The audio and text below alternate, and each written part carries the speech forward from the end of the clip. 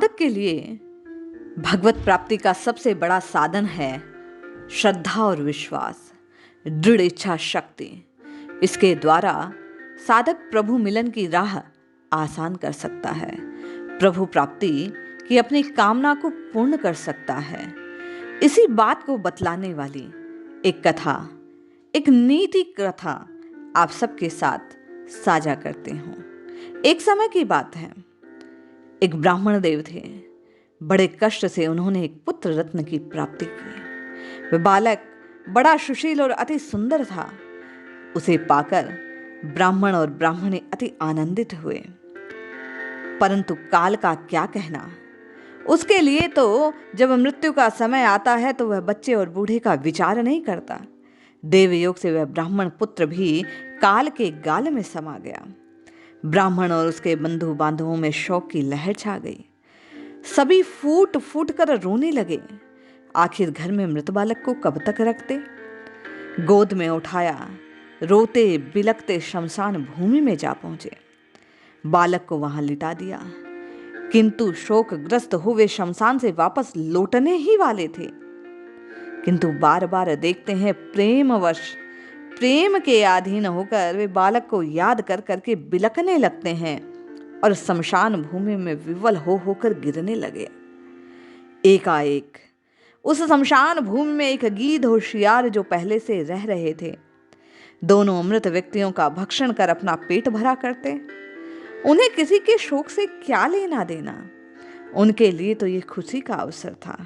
वह गीध और शियार दोनों बड़े चालाक।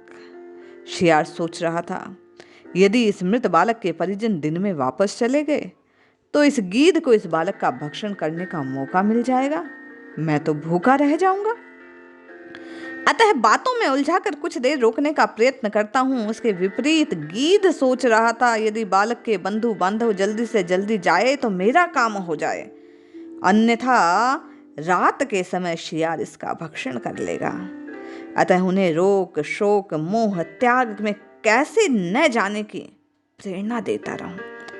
दोनों अपने अपने मतलब की बात विचार करने लगे। उनका रोना सुनकर वह स्वार्थी गीध जाकर कहने लगा, अरे मनुष्यों, तुम लोग मेरी बात ध्यान से सुनो। मैं शमशान में बहुत समय से निवास करता हूँ। बंधु बांधवों द्वारा लाखों लोगों का शव यहाँ लाया जा चुका। उसे छोड़कर वे बाद में चले भी जाते हैं। देखो देखो देखो, ये जगत सुख और दुख से व्याप्त है। यहाँ बारी बारी सबको संयोग और वियोग प्राप्त होता है। चाहे कोई कितना प्रिय हो, चाहे द्वेष पात्र हो, कोई भी मृत्यु के बाद पुनः जीवित नहीं होता। सभी प्राणियों की ऐसी ही गति है।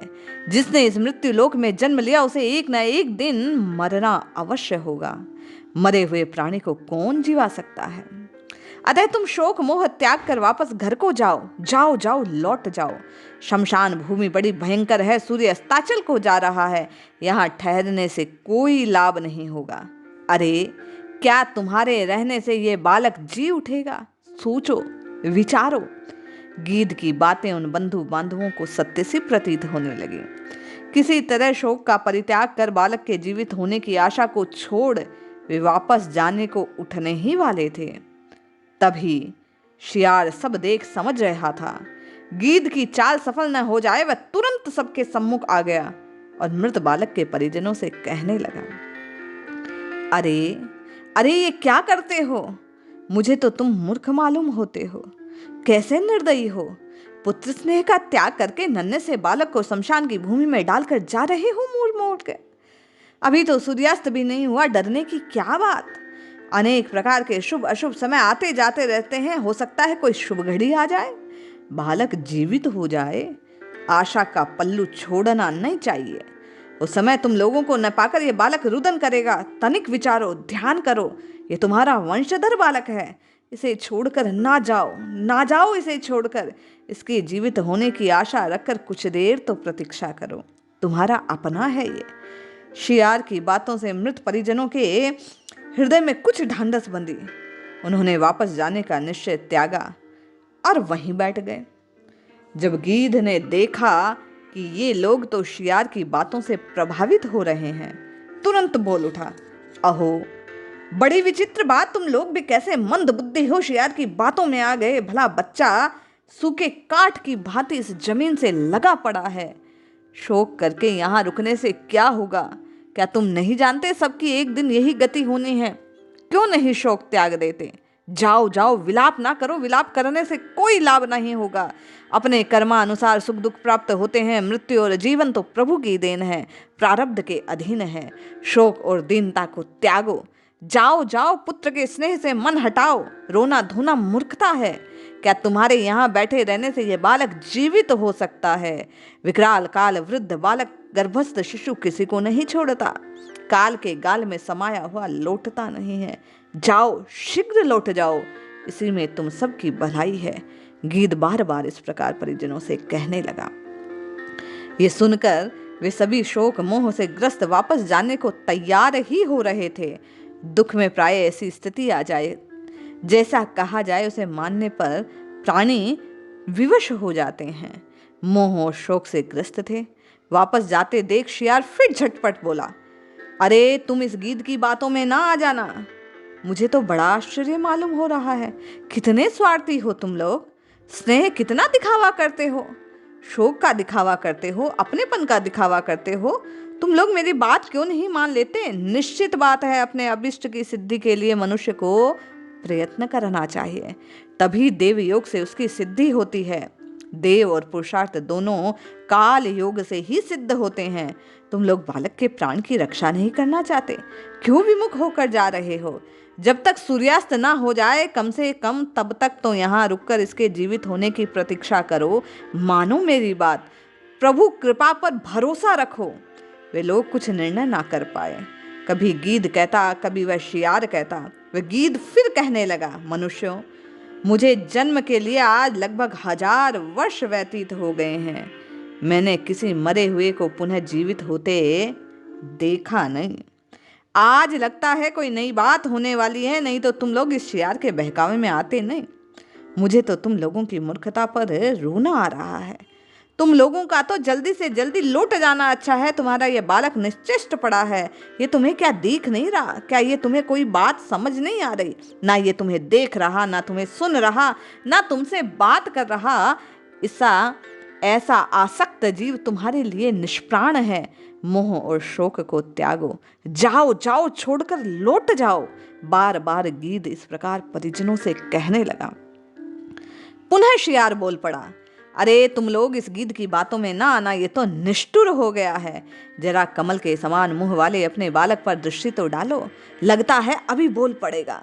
मरने के बाद जीवित होने के कई दृष्टांत हैं, मैं तुम्हें बतलाता हूँ। राजश्री श्वेत का बालक ऐसे ही मर गया था, पर वह श्वेत के प्रयत्न से जी उठा। किसी सिद्ध ऋषि मुनि देवता की कृपा से पुनः प्राण आ जाते हैं। रोते बिलखते देख किसी को दया आ जाए तो ये बालक लौट सकता है। इसलिए तुम घर जाने की जल्दी ना करो, बालक तुम्हारा पुनः आ जाएगा। इस प्रकार शियार और गीध दोनों अपने अपने चक्कर में उन लोगों को डाल रहे थे। अपनी अपनी बात बनाने के लिए नाना प्रकार की बातें उन लोगों को सुना रहे थे। गीध एक और वैराग्य नीति बतला रहा था, तो शियार अपने काम को साधने के लिए उनमें बार बार संकल्प की शक्ति, दृढ़ इच्छा शक्ति, उत्कंठा और कृपा की बातें किए जा रहा था। यद्यपि एक पशु है, दूसरा पक्षी है, परंतु दोनों की ज्ञान की बातें बड़े बड़े स्वार्थियों की से समझ में न आए। उन दोनों की बातों से मृत बालक के बंधु बांधव कभी ठहर जाते, कभी चलने को उद्धत द्वंद्व में फंस गए। ये समस्त दृश्य जगत जननी माँ भवानी भगवती पार्वती माँ देख रही थी। उसे बड़ी दया आई उन परिजनों पर। इन दोनों दुष्टों की बातों से वो जो विमोहित हो रहे थे, वो जो द्वंद्व में फंसे थे, उन लोगों को देखकर उन्होंने भगवान शंकर से प्रार्थना की कि हे नाथ, कृपा करो इन पर। भगवान ने माँ भगवती की बात सुने और शमशान भूमि में तत्काल प्रकट हो गए। दया सागर भगवान शंकर का दर्शन कर सभी दुखी मनुष्य उन्हें प्रणाम कर बोल पड़े, प्रभो प्रभो आप ही बचाइए। हे नाथ, मेरे इस इकलौते पुत्र को आप ही जीवन दान दे दीजिए। इसके मरने से हम सब मृततुल्य हो चुके हैं।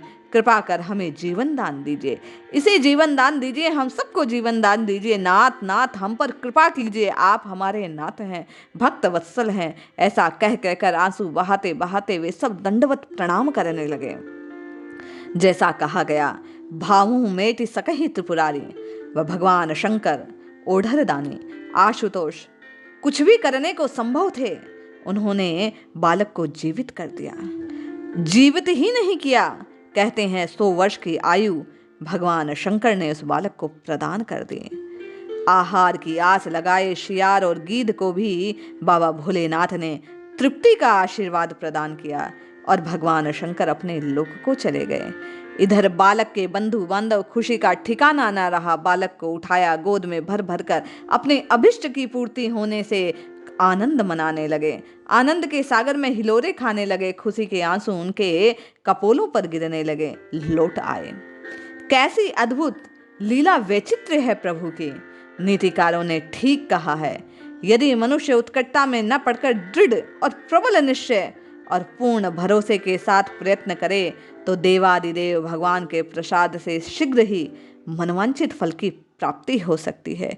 ये कथा कहती है, ये कहानी ये संकेत प्रकट करती है कि आप और हम भी यदि पूर्ण श्रद्धा और विश्वास के साथ दृढ़ संकल्पवान होकर प्रभु पर पूर्ण विश्वास रखकर शरणागत के भाव से नाम जप का स्मरण करने लगे, प्रभु को याद करने लगे, तो निश्चय निश्चय निश्चय माने हमें और आपको भी एक दिन प्रभु की प्राप्ति हो सकती है।